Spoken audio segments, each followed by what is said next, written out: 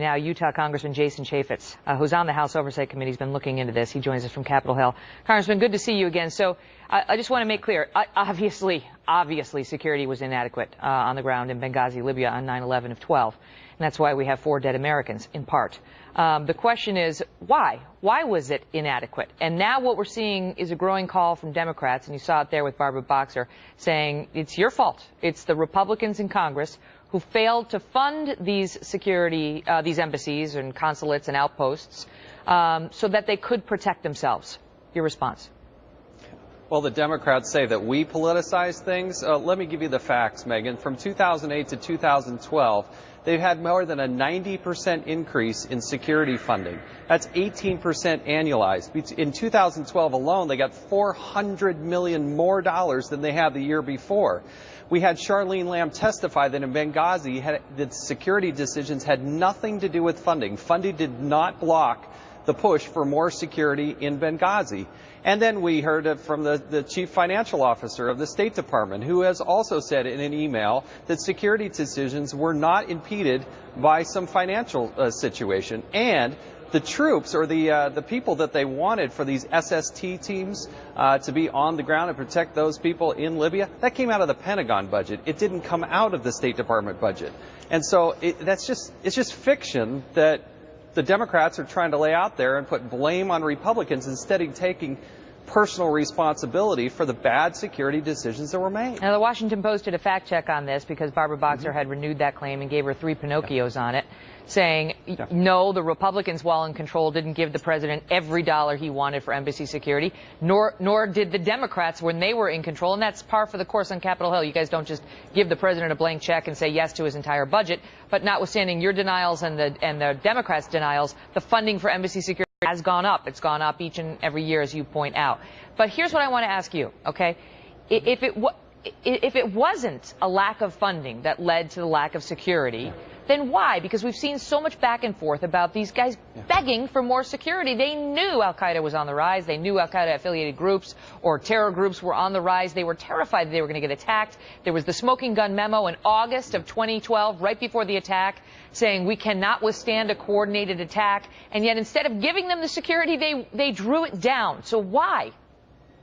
Well, look, it didn't fit their political narrative. I remember 5 days before the attack, the president had been saying al-Qaeda was on the run and that they were defeating terrorism and, you know, they had killed Osama bin Laden, which was a good thing.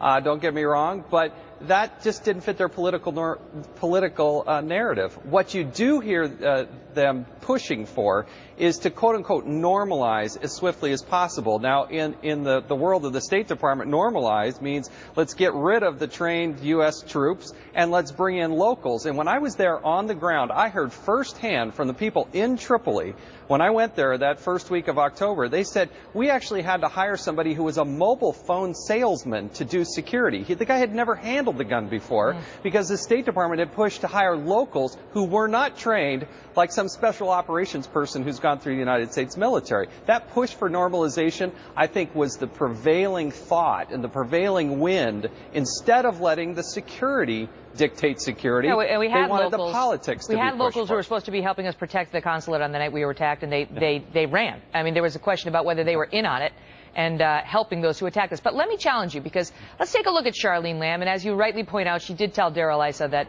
the security situation wasn't because of lack of money. But let's just listen to her. Do we have that sound? But listen to her. Okay. Ms. Lamb, yesterday you told us in testimony that you received from Mr. Nordstrom a recommendation but not a request for more security. And you admitted that, in fact, you had previously said that if he submitted a request, you would not support it. Is that correct? Under the current conditions, yes. Sir, we had the correct number of assets in Benghazi at the time of 9/11 for what had been agreed upon. I don't know. Charlene Lamb was out there saying, I want everything to look normal. I mean, was it her? Was it somebody above her? Who was implementing this alleged plan of which you speak? Well, you got to take the Secretary of State at her word. She said she's responsible. And, you know, this plea of ignorance that you hear from the senior-most officials is not really justification. In fact, that probably scares me more.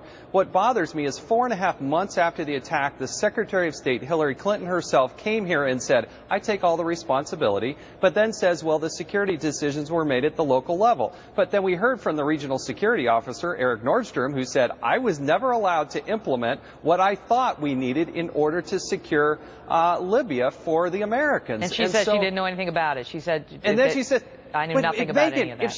Megyn, if she doesn't, I mean, this is Libya after a revolution. If the Secretary of State's not paying attention to that, what are they paying attention to? It's not like we have some big uprising in the Seychelles or something. Libya should be a priority, and of course the Secretary of State should be responsible for that. There's no excusing that. Congressman Jason Chaffetz, thank you, sir. Thank you. Up next, a new